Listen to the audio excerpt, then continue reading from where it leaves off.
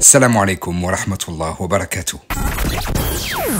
Bienvenue à tous, nous sommes très heureux de vous accueillir pour un nouvel épisode des podcasts LM proposés par la plateforme Les Musulmans. Des podcasts pour découvrir, se cultiver et s'inspirer.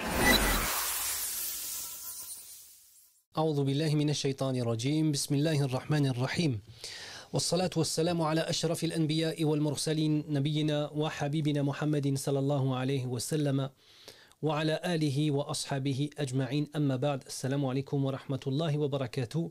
À tous les frères et sœurs qui nous regardent, bienvenue dans ce nouveau podcast où je reçois aujourd'hui, alhamdulillah, Habibi el-Ghali ila qalbi Mathieu Ayoub de la plateforme de l'humanitaire. Salam alaikum wa rahmatullah. Wa alaikum salam wa rahmatullahi wa barakatuh, Sayyid Younous. Kif halak? Alhamdulillah, barakallahu fik pour cette introduction pleine d'honneur. Mais qu'Allah te récompense et t'élève dans les plus hauts degrés. Amin ya rabbal alamin. Habibi, aujourd'hui, je t'ai invité pour qu'on fasse ce podcast pour plusieurs raisons. Premièrement, il y a tout un tas de sujets très intéressants qu'on a l'habitude de traiter, toi et moi, et les discussions qu'on a ensemble, c'est toujours quelque chose d'enrichissant. Et ça, c'est quelque chose que je veux partager avec vous dans le futur, avec notre frère Ayoub, hafidhahullah, mais aussi avec d'autres personnes et avec d'autres mashayikh aussi.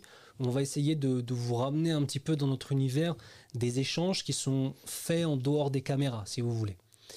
Aujourd'hui, j'ai envie qu'on parle d'un sujet qui me tient beaucoup à cœur, et à ma modeste échelle, j'ai essayé d'être partie prenant et participant au domaine de l'humanitaire. Et je voudrais qu'on parle de l'humanitaire parce que toi, tu es le référent, tu es le chef de ce qu'on appelle la plateforme de l'humanitaire au sein de la plateforme des musulmans. Est-ce que c'est bien ça? C'est ça. Donc pour recontextualiser peut-être pour ceux qui nous regardent, qui ne connaissent pas la plateforme des musulmans ou qui ne connaissent pas la plateforme de l'humanitaire, donc la plateforme de l'humanitaire, c'est une des plateformes d'activité, parce qu'il y en a plusieurs, à l'intérieur de la plateforme des musulmans. La plateforme des musulmans, elle a vu le jour, on va dire en 2018, elle a été connue avec la grande consultation. Et le principe, c'était de vraiment consulter les musulmans de France pour savoir quels étaient leurs besoins, quels étaient les éléments dans leur pratique quotidienne qui vous souhaitez voir apparaître en France, dans le contexte français. Et puis, à la sortie de ça, donc, on a eu tout un tas de personnes, des milliers de personnes qui ont répondu à cette consultation et sont sortis donc ce qu'on appelle des axes de travail, où il a fallu définir quelles étaient les attentes des musulmans français, et parmi ceux-là, donc la plateforme de l'humanitaire. Donc, ce que les musulmans voyaient de la situation réelle de l'islam en France, premièrement. Deuxièmement, ce qu'ils ont eux-mêmes identifié comme étant le plus important.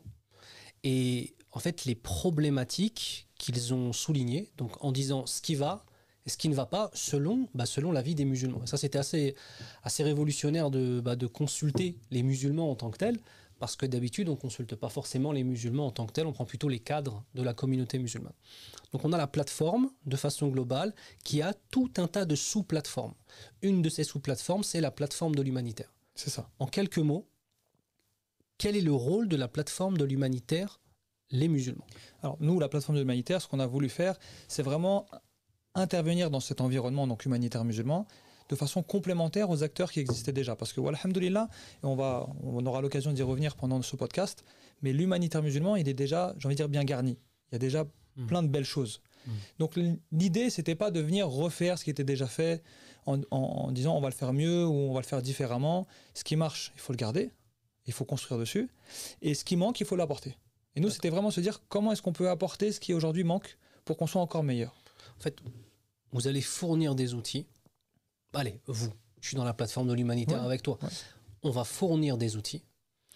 On va fournir aux associations, après avoir discuté longuement avec elles, après s'être enrichi en fait aussi de tout ce que les associations de terrain peuvent ramener, parce que ton expérience humanitaire à toi n'est pas forcément celle d'un autre frère ou d'une autre sœur qui est en région parisienne ou dans le sud de la France et qui va intervenir pour certains en France, d'autres en Europe, d'autres en Afrique, d'autres en Asie, etc.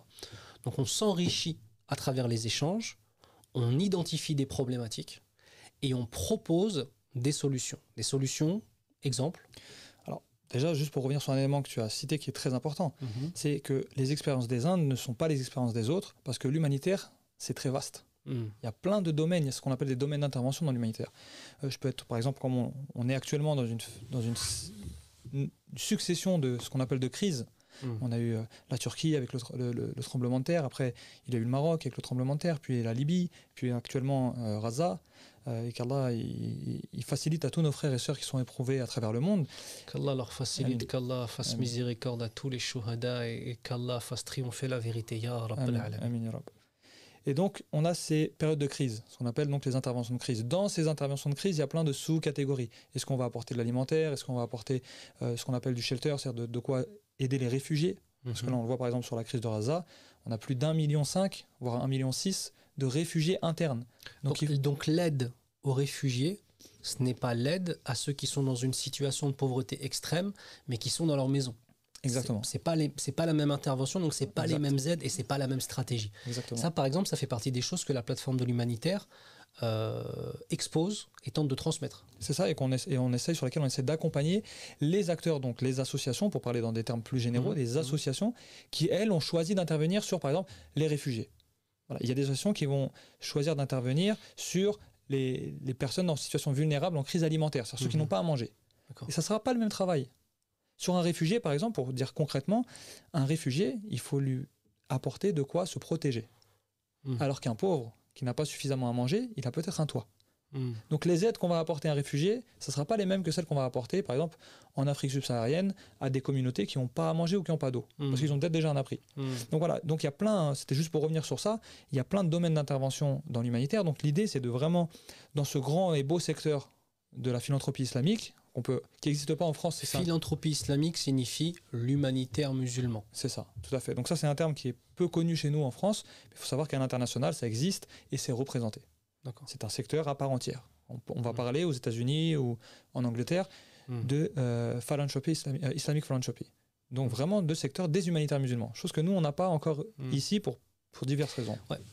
Donc là, on a cette plateforme qui tente de mettre à disposition des outils et de fédérer les énergies et aussi de fédérer les intelligences. Très bien.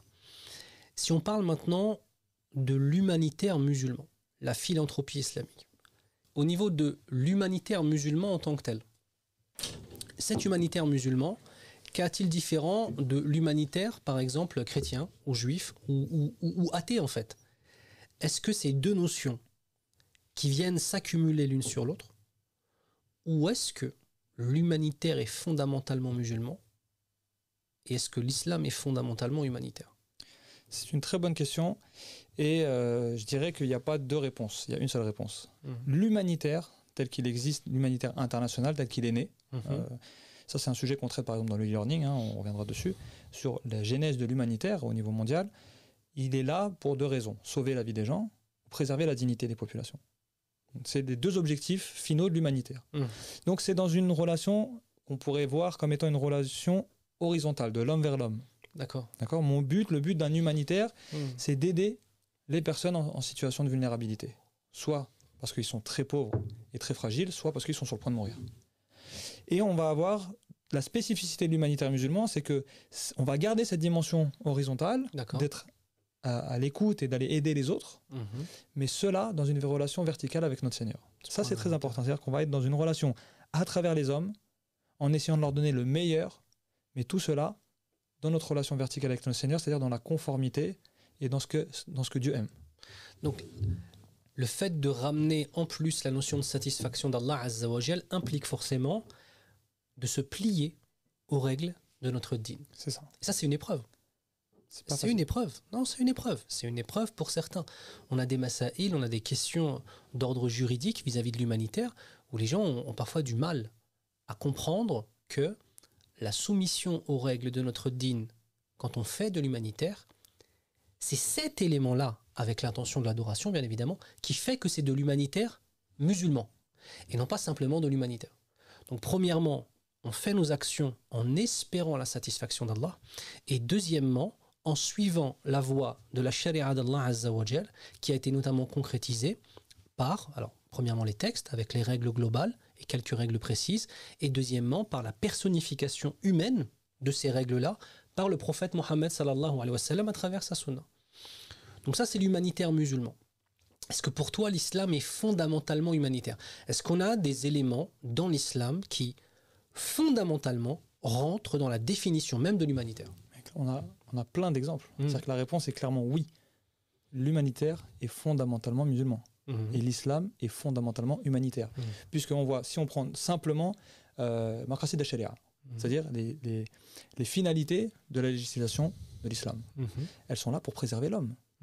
Donc on retrouve la préservation de l'homme en tant qu'être humain, en tant que créature, de préserver sa condition de vie. Donc c'est fondamentalement islamique et c'est fondamentalement humanitaire. Et on va trouver à l'intérieur du corpus de l'islam plein de domaines, d'accord, à l'intérieur de l'islam, plein de domaines qui sont l'humanitaire. La zakat al-fitr.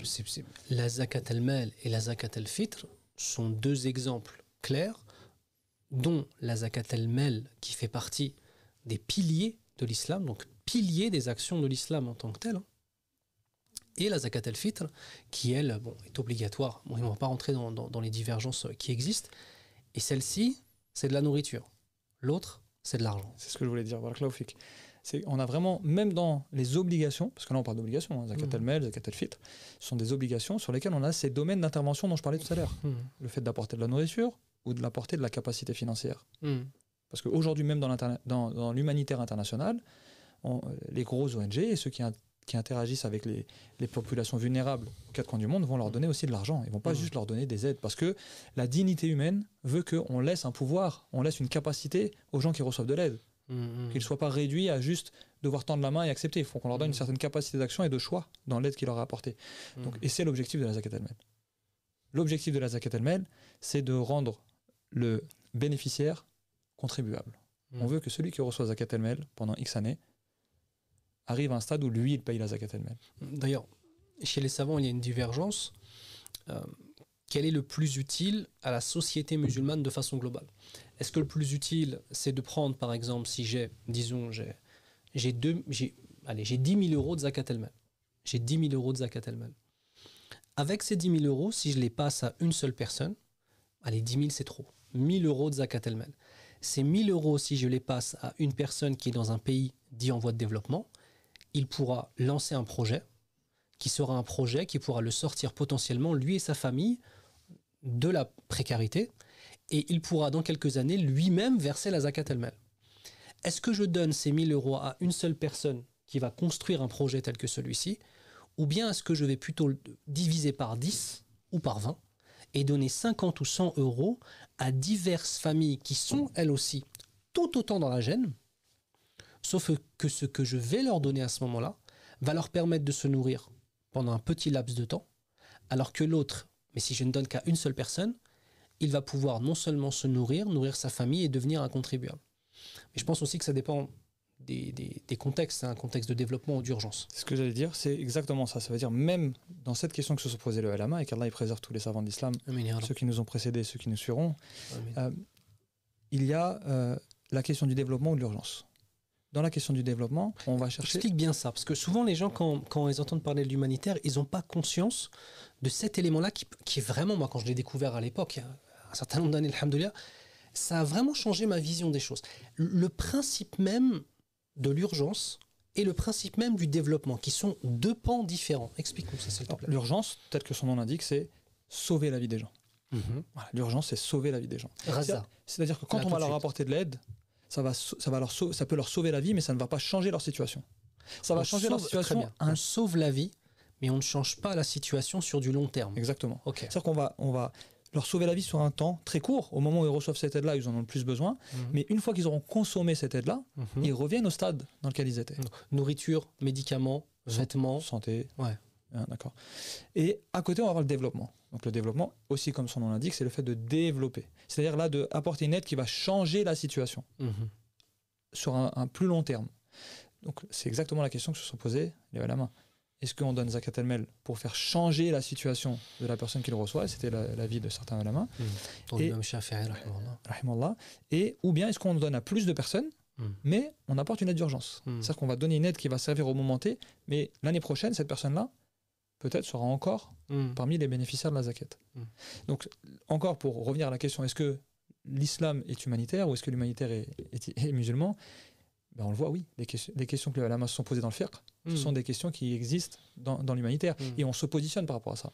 On choisit d'être une association urgentiste ou d'être une association de développement. Et d'ailleurs, c'est deux choses. C'est deux appellations. C'est deux travails différents. Exactement.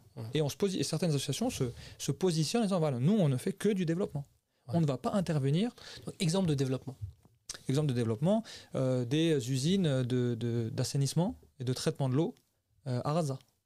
Pour éviter que les gens continuent à s'empoisonner, parce que 95% de l'eau qui est puisée à Raza est contaminée. Exactement. Ou des projets de serre, d'agriculture, d'accord, qui vont pouvoir apporter une suffisance alimentaire et donc générer du marché, de la revente et donc des bénéfices et donc une autonomie financière. Les hôpitaux, les cliniques aussi. C'est du développement. Bien sûr. Mais on voit que le développement, ça a des coûts beaucoup plus élevés. Bien sûr. Encore une fois, on retrouve... Ça met du temps.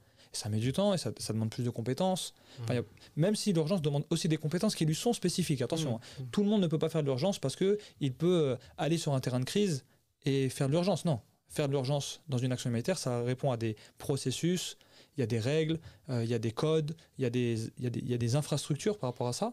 Mais les deux nécessitent une expertise. Ça, c'est très important. Les deux nécessitent une expertise. Et donc, les associations vont se positionner sur ça. Et par rapport à la Zakat al-Mal et à la Zakat al-Fitr, on voit bien que les questions des montants aussi est présente. Développement, on demande plus d'argent.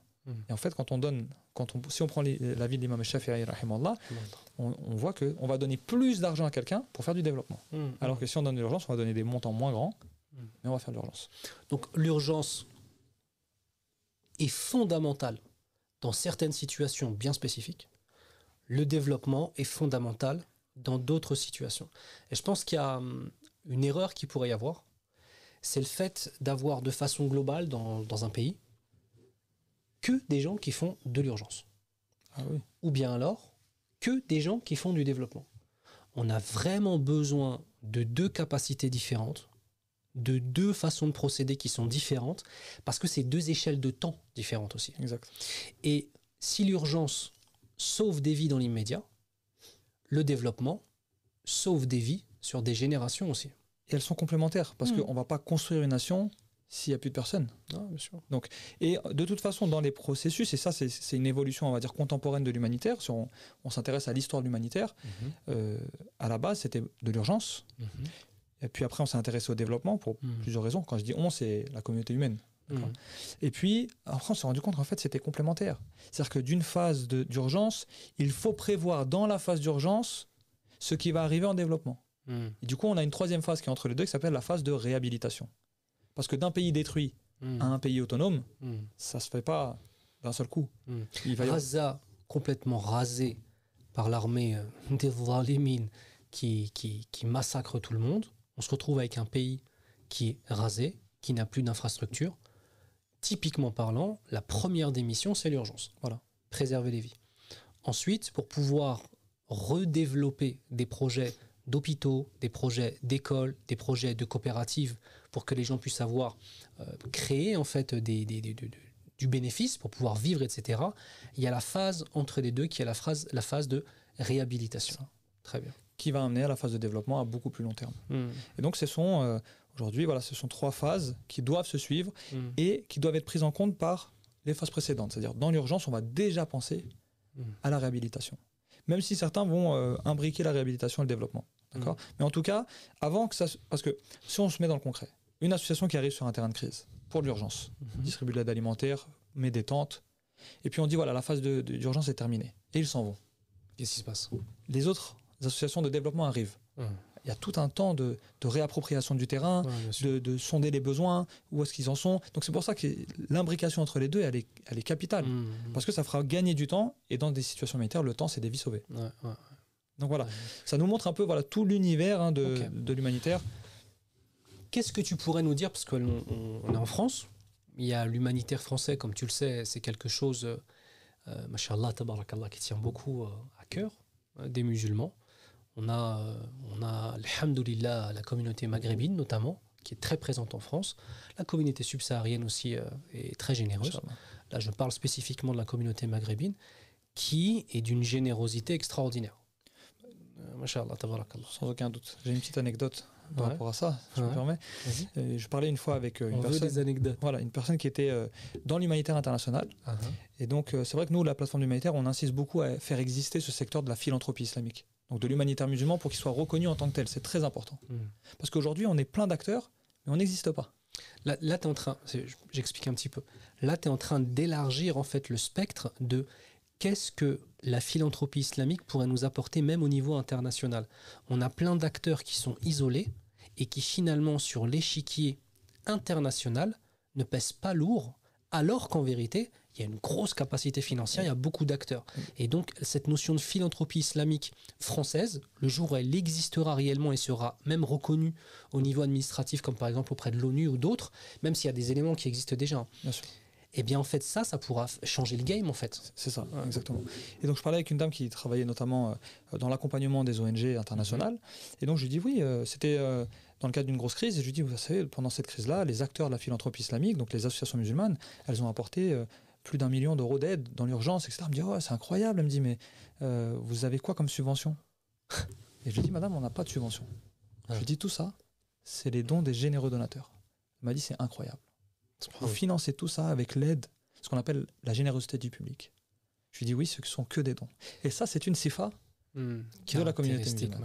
Parce que, ouais, aussi c'est important de le préciser, si on sort du monde de l'association humanitaire musulmane, les autres associations, pour la quasi-totalité, ont principalement des activités qui sont basées sur des subventions de l'État. Voilà. Ou des institutions internationales. Ouais. Voilà, c'est ça. Ouais. Et nous, on arrive, et ce qui représente chez eux un chiffre non négligeable, hein, qui est le chiffre des dons, nous, c'est des dons de particuliers. Wazid ala dhalik, c'est même pas forcément des dons d'entreprise. Ah oui, parce qu'ils ont beaucoup de gros dons d'entreprise, puisque c'est enlever des impôts, etc. Nous, c'est carrément des dons de particuliers. C'est vraiment magnifique. Cette générosité du public, de cette communauté qui, de façon globale, vient d'Afrique, masha'Allah, représente un intérêt de la communauté musulmane française pour l'humanitaire. C'est-à-dire c'est dans son ADN, mashallah. Et je vais plus loin que ça, c'est dans son ADN parce que c'est dans sa religion. Parce que si on prend la vie du prophète, sallallahu alayhi wa sallam, si on prend la vie de Omar al-Khattab, de Omar ibn Aziz, de tous ces grands khulafas qui nous ont précédés, ces dirigeants justes, ces dirigeants qui ont l'histoire de Omar al-Khattab qui se balade dans Médine qui croise une tente comme ça et qui trouve une femme avec son enfant, on connaît cette histoire, et qui va lui-même apporter l'aide, etc. Elle est très symptomatique de l'attitude que doit avoir l'humanitaire musulman. Parce qu'il se soucie sincèrement de la condition de la personne. En fait, il y a de la vraie empathie. Je me mets à ta place. Ce qui t'atteint m'atteint. Et ça, tu sais, subhanallah, c'est une des caractéristiques humaines. L'empathie fait partie des caractéristiques humaines. Les animaux ne ressentent pas l'empathie. Les animaux ne savent pas se mettre à la place de quelqu'un d'autre. Sinon, ils ne se nourriraient pas. Ah oui. Le lion qui se met à la place de la gazelle ne pourrait pas le faire. Nous, on a cette notion-là d'empathie. C'est omniprésent dans notre religion. Voilà, on se met à la place de l'autre et on se dit, mais en fait, ça, cet enfant-là, c'est comme le mien. Et si c'était moi à sa place? Et si c'était mon enfant à sa place? Et si c'était? Donc cette communauté musulmane vraiment manifeste de l'intérêt pour les projets. On a donc beaucoup de gens, beaucoup de dons. Et on a aussi cette communauté qui est passée souvent de donateurs à faiseurs de projets. Oui, ça c'est une vraie caractéristique de l'humanitaire musulman. C'est un vrai chamboulement qu'il y a eu dans le secteur humanitaire. Ça. Si on veut revenir sur cette genèse un petit peu, c'est à la base, l'humanitaire international, c'est fait par les États. Donc après la Seconde Guerre mondiale, on va dire... C'est super important ça. C'est fait par les États. Après, donc, il y a les associations de la société civile, donc c'est-à-dire des gros groupes qui se forment pour l'aide, etc. Mais à partir de 2010, à peu près en France, on va avoir des citoyens qui commencent à fonder des associations en 1901 et qui lèvent des fonds. Et un grand nombre aujourd'hui, on est beaucoup d'associations. Il y a beaucoup de citoyens qui s'engagent dans ce secteur associatif pour faire des projets de solidarité. Et dans la communauté musulmane, on sait que c'est marqué à peu près vraiment depuis 2010. Donc c'est très récent. Mais c'est très symptomatique de l'engagement du musulman. À l'instar de ce que nous enseigne le prophète sallallahu alayhi wa sallam, dans le hadith, dans le sens du hadith, aucun d'entre vous ne sera réellement croyant tant qu'il n'aimera pas pour son frère ce qu'il aime pour lui-même.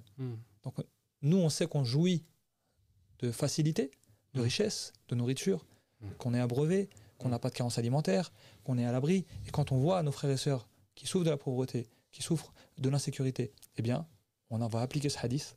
On va dire, je veux pour mon frère ce que je veux pour moi-même.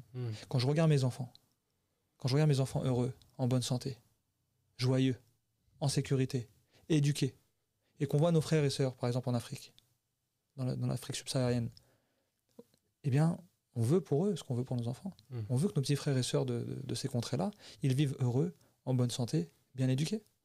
Donc on applique, c'est intrinsèquement les enseignements du prophète sallallahu alayhi wa sallam. Inch'Allah, sallallahu alayhi wa sallam. Pour continuer dans le sujet de l'humanitaire, qu'est-ce qui, toi, de façon globale, depuis que tu t'es engagé dans l'humanitaire, environ à quelle époque? 2010. 2010 environ. Ouais, donc ça fait un peu plus de 13 ans. Ouais, c'était la première vague des premières associations musulmanes en France. D'accord, ouais. ok. Alhamdulillah. Qu'Allah te récompense et récompense tous ceux qui ont participé au Amin. projet. Ya Rab. Qu'est-ce qui t'a le plus marqué parce que bon, ceux qui nous regardent ne savent pas forcément, mais le frère Alhamdulillah a pu faire beaucoup de voyages humanitaires grâce à Allah Azza wa Jal et a pu tenter de mettre en place un certain nombre de projets. Si tu devais nous donner quelques anecdotes, donne-nous une anecdote qui t'a vraiment marqué dans l'humanitaire.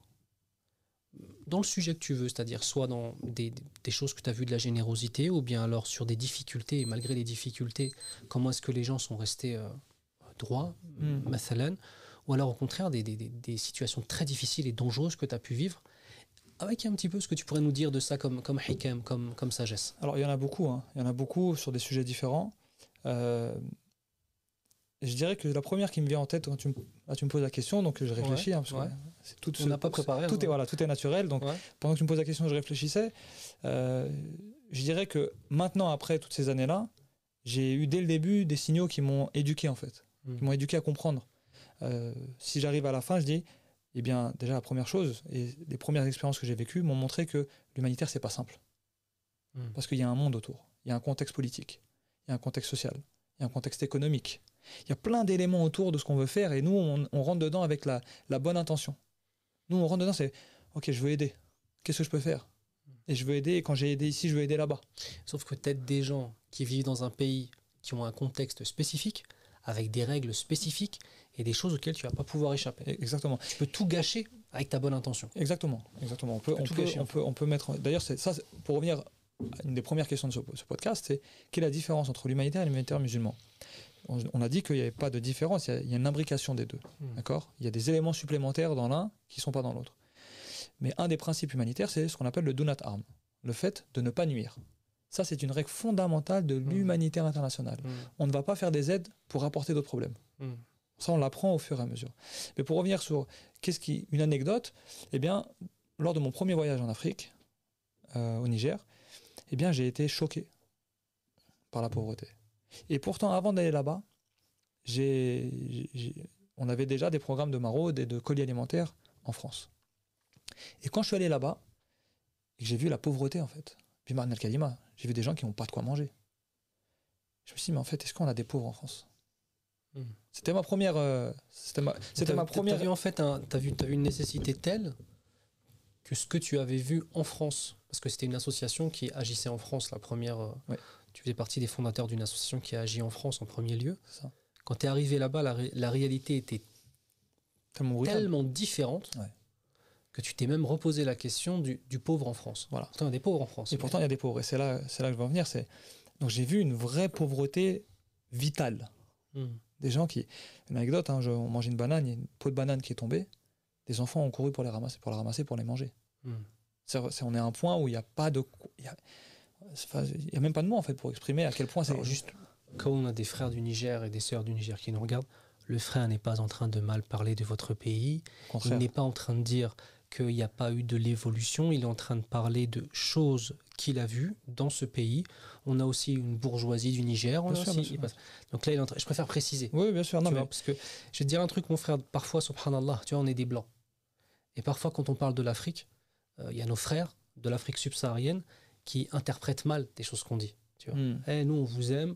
Et ce qu'on a pu faire comme khair, ce qu'il a pu faire comme khair, il l'a fait sans arrière-pensée, sans se prendre pour un super-héros. Et d'ailleurs, on ne peut jamais rien faire dans l'humanitaire en Afrique subsaharienne si on n'a pas des gens locaux de l'Afrique subsaharienne qui ne sont pas des gens en train de faire 99% du travail tout le reste de l'année. Je ferme la parenthèse parce que des fois, les gens... Bien sûr, Barakallahu-fik. Et donc, on a vu cette pauvreté, en fait. Et donc, quand je suis rentré, je dis, mais il y a quand même de la pauvreté ici. Et le point où je veux en venir, c'est pas la même pauvreté. En fait, c'est pas la même misère. Ici, on a une misère sociale. C'est-à-dire que les gens qu'on aide ici, en France, au minima, ils ont à manger. Vraiment, c'est-à-dire, même dans les maraudes. On va trouver dans les maraudes, donc dans les distributions de repas dans la rue, des personnes qui vivent dans la rue, des SDF, ou des sans-domicile fixe ou des sans-abri, qui vont refuser parfois des repas. Et donc, on n'est pas sur la même misère. Par contre, on est sur une vraie misère sociale ici. Pourquoi ? Parce qu'en France, socialement, il y a une pression. C'est-à-dire, si on ne paye pas son loyer, on a les huissiers.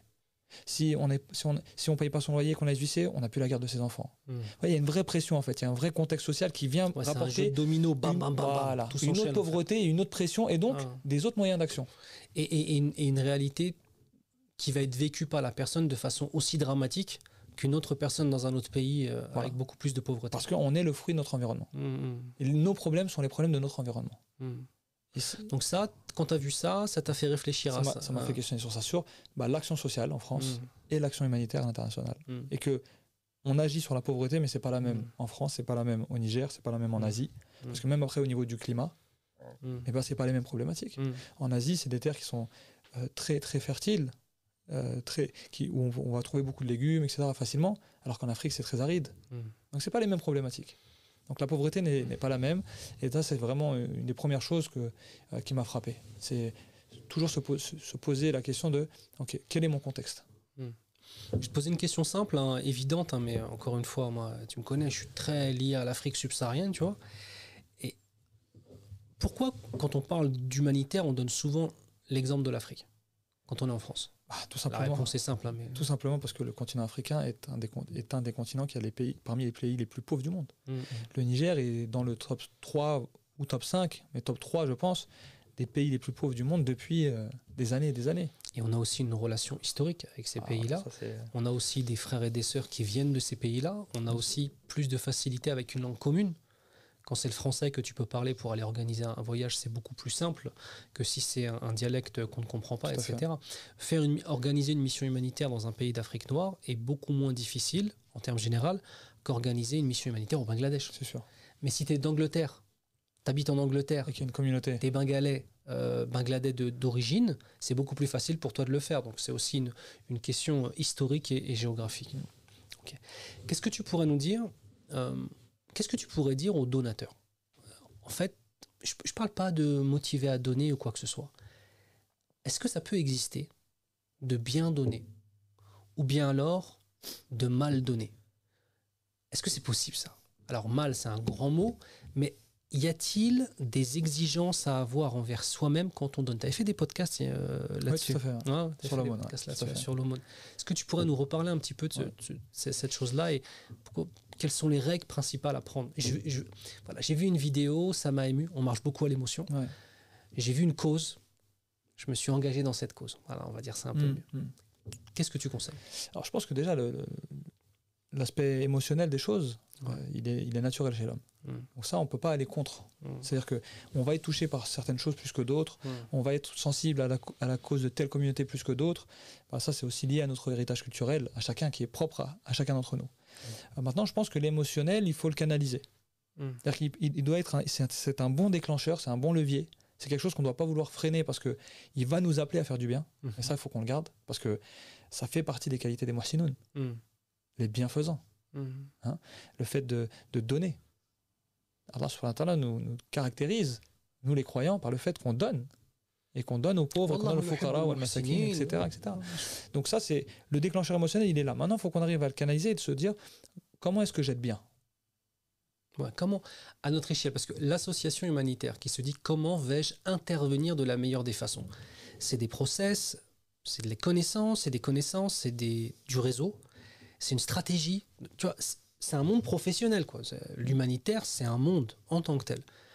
Qu'Allah fasse qu'on soit, nous tous, Inch'Allah, à la hauteur de cette mission qui nous incombe à chacun d'entre nous, Inch'Allah. Mais le donateur, lui, il dit moi j'ai donné avec une bonne intention, ça y est. Est-ce qu'il y a des choses, est-ce qu'il y a des questions que doit se poser le donateur quand il donne pour un projet ? Si j'avais un conseil à donner par rapport à ça, c'est de toujours chercher l'utilité de mon don. Et de ne pas donner un don utile pour me sentir bien. Et non pas un don de... Ah d'accord. Pas un don... Je donne pas pour moi, pour me sentir coupable. Voilà. Je donne parce que c'est utile. Après, les deux peuvent aller ensemble. Les deux vont ensemble, puisque si on donne, c'est qu'on a envie d'aider. Et qu'on a besoin de sentir ça. On a besoin de sentir qu'on a fait quelque chose. Et ça, c'est noble. Maintenant, c'est d'aller... Ce que je disais, c'est au-delà de ça, c'est... Ok, mon don, je vais le donner au projet qui m'a le plus convaincu. à celui qui apporte la réponse qui me convainc le plus.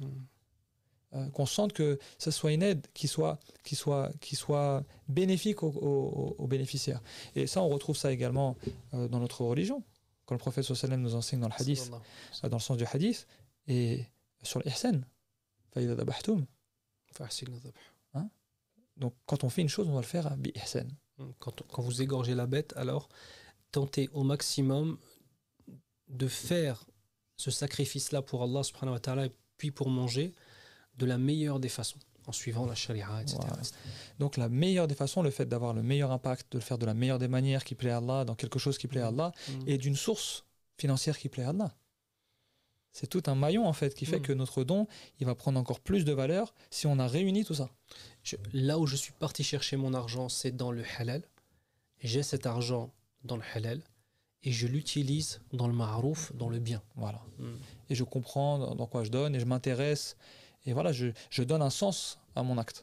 Je ne fais pas juste un acte pour apaiser ma conscience, entre guillemets. Et je ne dis pas que la plupart des gens ne font pas ça. Hein. La plupart des gens cherchent à aider, etc. Alhamdoulilah. Mais voilà, c'est un exercice qu'on peut faire avec soi-même, en fait. Quand on fait un don, c'est OK, là, je donne, j'ai compris où ça va, je veux comprendre la situation de mes frères, à qui j'aide, qu'est-ce que ça va changer dans leur quotidien, etc. Okay, je te posais une question un peu polémique, du coup. On entend par-ci par-là parfois on entend parler d'associations humanitaires ou de gens qui se disent humanitaires, qui au final utilisent les fonds soit de façon complètement irresponsable, soit des fins personnelles ou des choses comme ça. Parfois, tu sais, subhanallah, j'avais un prof une fois à Médine, il m'avait donné une expression que j'avais bien aimée. Je ne vais pas vous donner le proverbe en arabe, c'est un arabe égyptien en plus, qui disait, lorsque tu regardes la rive de la mer, et qu'une dizaine de poissons sont morts, tu les vois flotter. Et quand tu vas regarder la rive, tu auras le sentiment que l'océan tout entier est peuplé de poissons morts, et tu n'auras pas conscience qu'en dessous, tu as la faune, la flore, tu as des milliers de poissons qui sont vivants, et tu as des paysages magnifiques. 10 ont suffi à te faire croire que le tout était comme ça, tu vois. Qu'est-ce que tu pourrais dire aujourd'hui? Parce qu'il faut être honnête, il y a des gens qui n'ont pas utilisé dans le passé, et encore aujourd'hui, et peut-être encore demain, qu'Allah nous préserve, qu'Allah nous permette à tous d'utiliser de la meilleure des façons, des gens qui n'ont pas su s'acquitter de leur mission humanitaire. C'est une réalité. Et d'autres qui ont fait des choses dans leur intérêt personnel.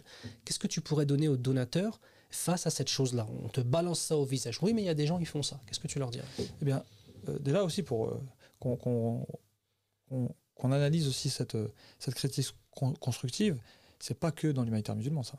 C'est dans l'humanitaire. Pourquoi? Dans l'humanitaire de façon globale. Parce que au centre de tout ça, c'est l'homme qui est sujet à ses fitanes, il est sujet à ses tentations, il est sujet à ses problèmes personnels, il est sujet à toutes ces problématiques personnelles qui vont influer. Tu veux dire que c'est à l'image de l'humain, en fait? C'est à l'image de l'humain. L'humain est au milieu, il est infaillible. Donc ça, il est faillible. Il est faillible, pardon, oui. L'humain est faillible. Donc ça veut dire, ça c'est une donnée constante. Voilà. Que ce soit dans l'humanitaire musulman ou dans l'humanitaire international, on a tous vu les scandales qu'il y a pu y avoir à travers le monde par des grosses ONG internationales. Nous, concernant nous, eh bien, je reviendrai au point d'avant. Chercher à comprendre pourquoi on donne. Tout simplement, c'est-à-dire, je veux comprendre, je veux comprendre mon don sans être en surexigence. Il ne faut pas avoir une surexigence non plus, c'est-à-dire, il y a les gens qui savent et les gens qui ne savent pas. Allah subhanahu wa ta'ala nous dit dans le sens du verset, demandez aux gens aux gens du rappel, si vous ne savez pas. Donc c'est-à-dire, les humanitaires sont des gens d'expertise. Donc ils ne pourront pas tout expliquer aux donateurs. Ça serait trop long, trop compliqué. Mais par contre, ils peuvent avoir des informations, ils peuvent avoir accès à des informations qui sont à leur niveau de compréhension pour pouvoir se dire, ok, moi j'ai donné, je sais où ça va et je sais comment ça va être utilisé et c'est ça que je veux faire. Je pense qu'il y a, voilà, c'est le même conseil que tout à l'heure, c'est comment bien donner, c'est bien donner en comprenant et en cherchant à comprendre. Tu sais, subhanallah, quand on voit les règles du din, les règles de l'islam, si elles étaient appliquées comme il se doit par tous les humanitaires de confession musulmane, je t'assure que même des non-musulmans chercheraient à l'appliquer. On a certains domaines de l'économie où ils ont pris des règles de la finance islamique pour l'appliquer, alors qu'ils ne sont pas musulmans. Pourquoi ? Parce que par exemple, tous ceux qui avaient investi dans des projets dits islamiques selon certaines règles, tu te rappelles de la crise des subprimes, tout ça, ils ne sont pas tombés dedans. Tout à fait. Et après ça, ils se sont intéressés, les banques internationales se sont intéressées à la finance islamique parce qu'ils ont vu que certains principes islamiques protégeaient de cette grande crise financière qu'on avait eue à l'époque. Je pense vraiment que si nous arrivions, nous musulmans, à porter l'humanitaire et les valeurs musulmanes dans l'humanitaire, nous serions face à des non-musulmans qui souhaiteraient reproduire certains principes auxquels ils n'adhèrent même pas à l'origine, en voyant simplement le résultat. Tu vois ce que je veux dire ? Bien sûr. C'est évident, puisque, encore une fois, pour revenir au fondement de l'islam, hein, de la législation, on a hifd an-nasab, le fait de préserver tout ce qui est autour de nous, la lignée, la descendance, etc. C'est-à-dire, on a un devoir de devoir faire les choses bien, en équité, pour que tout soit stable, qu'il n'y ait pas de corruption, qu'il n'y ait pas de passe-droit. Wallahu la yuhibbul fasad. Allah Azza wa Jal n'aime pas la perversion et la corruption. Donc forcément, on est censé être juste. On est censé être juste. Et si on est juste, tout le monde adhère à la justice. Tout le monde aime la justice. Parce que tout le monde se sent en sécurité dans la justice. Bien sûr. Voilà. Donc, c'est évident. Et donc, c'est pour ça, n'oublions pas, c'est l'être humain au milieu. Et donc, l'être humain, il vient avec ses luttes internes et ses problématiques. En fait, il faut toujours garder à l'esprit que l'humanitaire est une cause et qu'on ne donne pas pour une personne. On ne donne pas pour un visage. On ne donne pas pour une notoriété. Le visage, la personne, la notoriété peut être un canaliseur et peut être une personne qui va utiliser ses réseaux pour faire connaître le message. Mais ce n'est pas à cette personne-là que l'on donne. On donne pour des projets qui sont censés dépasser la personne. Exact. Et je pense aussi une chose très importante.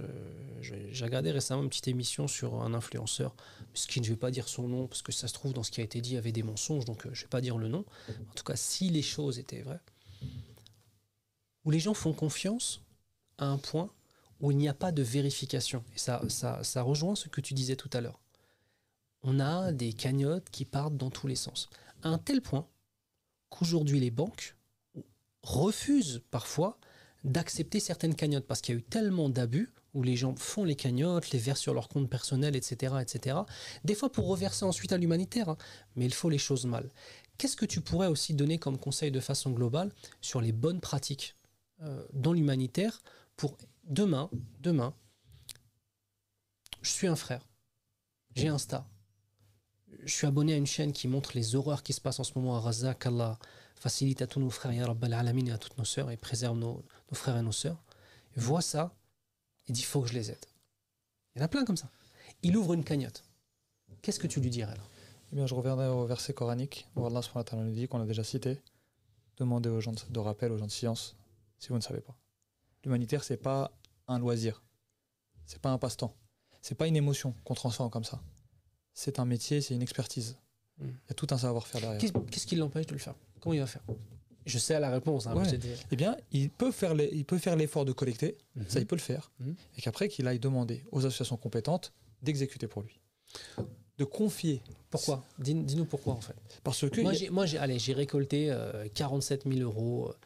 J'ai vu une vidéo sur Gaza, sincèrement, ça m'a touché. J'ai fait une cagnotte et j'ai vu une famille dont la maison était détruite.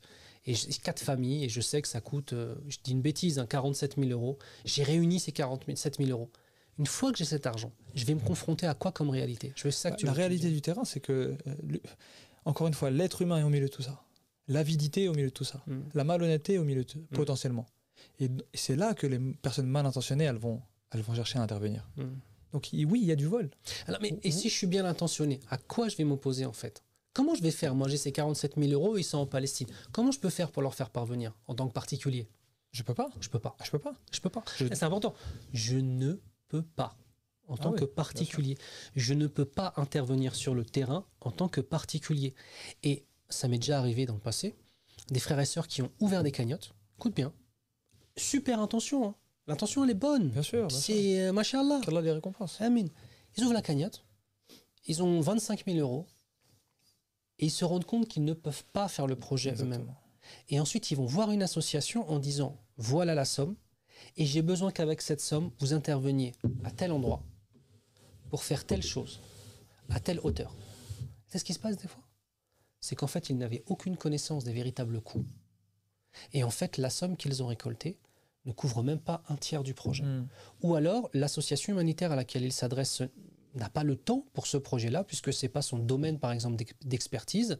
Et donc, il se retrouve à aller d'association en association pour essayer de trouver quelqu'un qui va concrétiser le projet. Tu vois, là, on a typiquement des gens bien intentionnés qui veulent faire du khair, qu'Allah les récompense de la meilleure des façons, ya Rabbal Alamin, mais qui n'ont pas compris que l'humanitaire est un métier. Ouais. Mais qu'est-ce qu'ils peuvent faire alors? Peut-être voir une association? Voir une association. Et comment on fait pour savoir une association? Est-ce que ça existe aujourd'hui en France? Un sorte de catalogue référentiel des associations dites de confiance. Quand on dit de confiance, on ne parle pas de l'intention des gens et on ne parle pas de leur honnêteté. On part sur un principe qui sont honnêtes, Inch'Allah. Mais je parle digne de confiance dans le sens où je sais que quand je donne de l'argent pour un projet de construction d'une clinique, ou alors un bus qui permet d'opérer les gens qui deviennent aveugles, ou j'en sais rien, je sais qu'ils ont les moyens techniques de concrétiser ce projet-là. Est-ce que ça existe en fait, un sorte de catalogue pour les musulmans comme ça? Aujourd'hui, ça n'existe pas. Aujourd'hui, ça n'existe pas. Aujourd'hui, ça n'existe pas, et ça pour plein de raisons. C'est que, eh bien, on a plein d'associations, machallah, plein de frères et sœurs très actifs, de très bonne volonté, très compétents, Machallah. mais qui, comme je disais tout à l'heure, qui évoluent dans leur cercle fermé. Donc, on n'a pas cette information-là. On n'arrive pas à diffuser cette information-là. Et donc, il faut un effort où on arrive à fédérer tout ça pour que toute cette information, toutes ces qualités, toutes ces compétences, tout ce savoir-faire, il soit accessible. Et dans ce cas-là, oui, ça sera beaucoup plus facile de dire j'ai collecté 25 000 euros pour faire une clinique mobile, je ne sais pas moi, en Asie, d'accord, peut-être en Indonésie. Voilà. Je cherche une association qui puisse porter mon projet, qui puisse m'aider à exécuter mon projet.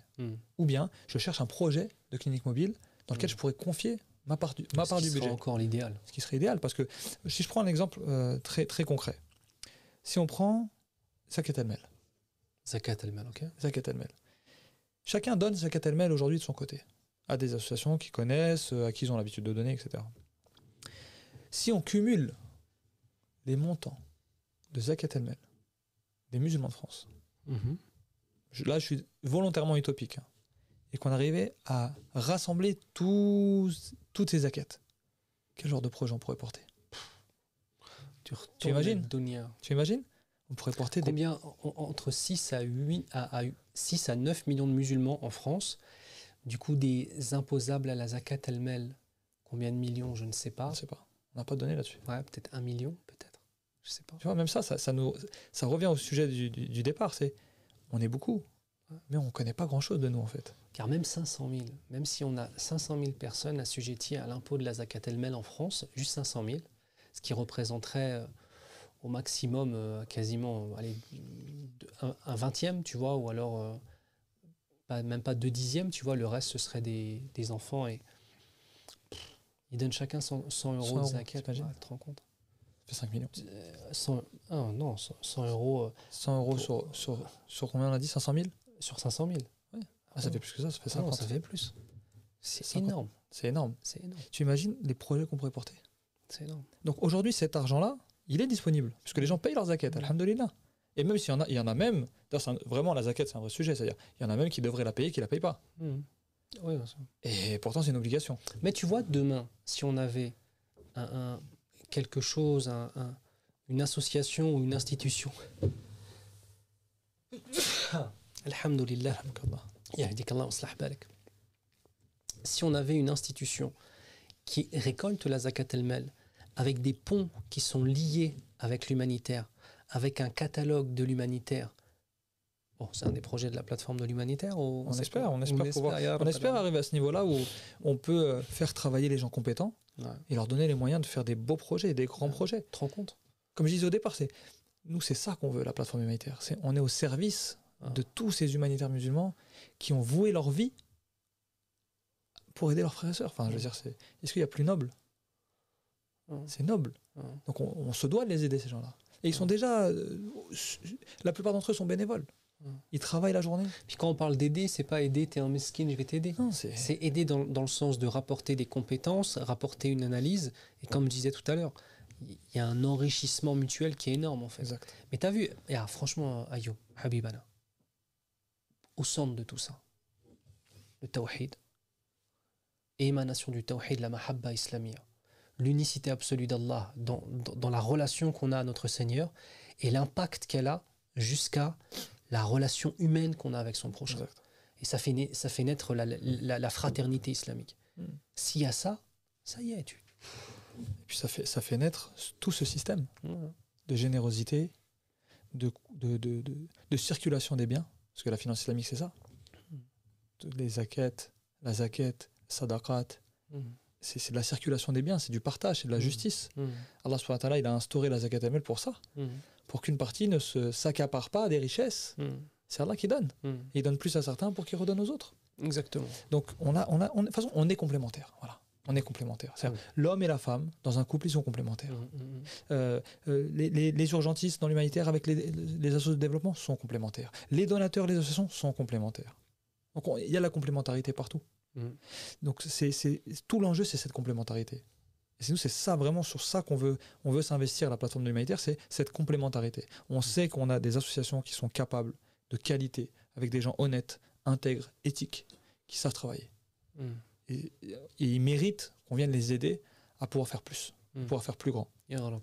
Il y a vraiment beaucoup de belles choses, parce que c'est vrai qu'on a évoqué les problématiques, mais on doit aussi dire que voilà, on parlait de plein de belles choses. Il y a des très beaux projets, il y a des gens dévoués, machallah, des frères et des sœurs qui sacrifient en fait leur carrière professionnelle, ils sacrifient leur vie, ils sacrifient leur famille, leur vie de maman, leur vie de papa. Bien sûr, machallah. Bien sûr. Qu'Allah ait des récompenses. Et voilà, on se doit d'être complémentaires et de chercher à être les uns les autres. Allah subhanahu wa ta'ala nous dit dans le sens d'un verset, qu'il nous a élevés les uns les autres différemment pour nous éprouver avec ce qu'il nous a donné.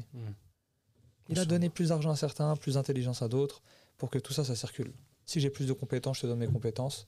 Si j'ai plus d'argent, je te donne mon argent. Alhamdulillah. Qu'Allah nous accorde à tous la meilleure des intentions. Amin. Et nous permette de nous rapprocher de lui par nos actes et nous permette de ne pas tomber dans tout ce qui rend caduque les actions et nous élève par une sincérité, Amin. Puis par un professionnalisme dans l'accomplissement. Parce que les dons, c'est une amana, c'est un dépôt. Ce dépôt, on a la mission de transformer ces dons en protection pour nos frères et sœurs, en développement pour nos frères et sœurs. C'est une mission qu'on prend. Et qu'Allah nous permette d'être à la hauteur des missions qui sont les nôtres, et qu'Allah fasse que de l'argent qui est gagné, à l'intention qui motive le don, au choix que le donateur fera au don, à l'association qui recevra le don, et aux partenaires sur place qui vont concrétiser, qu'Allah fasse que ce soit lumière sur lumière, Amin. Baraka sur baraka, Amin. Et qu'Allah nous accorde dans tout cela la plus grande des récompenses, malgré nos manquements, malgré ce côté humain que tu as souligné tout à l'heure, malgré les tentations, malgré tout ce qui va avec, qu'Allah nous accorde le meilleur, Ya Rabbal Alamin, et récompense de la meilleure des façons tous nos frères et sœurs qui s'investissent dans l'humanitaire. Amin. Qu'il donne à ceux qui ont fait les choses de la meilleure des façons le degré des muhsinoun, le degré de ceux qui sont dans l'ihsan. Et quant à nos frères et sœurs qui ont eu la meilleure des intentions, mais qui n'ont pas pu concrétiser les choses comme il se devait, sans jamais s'entêter dans le mal et toujours en cherchant le bien, qu'Allah leur accorde la piété. Amin. Et qu'Allah accepte Amin. de toutes les actions qui ont été faites et qu'Allah ouvre nos cœurs à la fraternité islamique et au souci de notre prochain, Ya Rabbal Alamin. Barakallahu fik. Wa fika barakallah habibi. Très heureux d'avoir fait ce petit podcast avec toi. J'espère qu'on en fera d'autres. C'est moi, c'était Younous. Barakallahu fik, jazakallahu khair, qu'Allah te récompense. Amin. Et puis merci à tous en tout cas de nous avoir suivis, de nous avoir écoutés pendant ce podcast. On espère que ça vous a intéressé, première chose.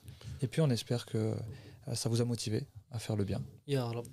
Et voilà. N'hésitez pas à nous laisser en commentaire aussi de ce podcast si vous avez des sujets que vous voudriez qu'on traite, s'il y a des choses qu'on a évoquées dans ce sujet sur lesquelles vous voudriez avoir plus d'informations. Ouais, ça peut être l'objet de futurs podcasts. Ouais, parce que l'objectif, voilà, c'est de partager. Encore une fois, on est complémentaires.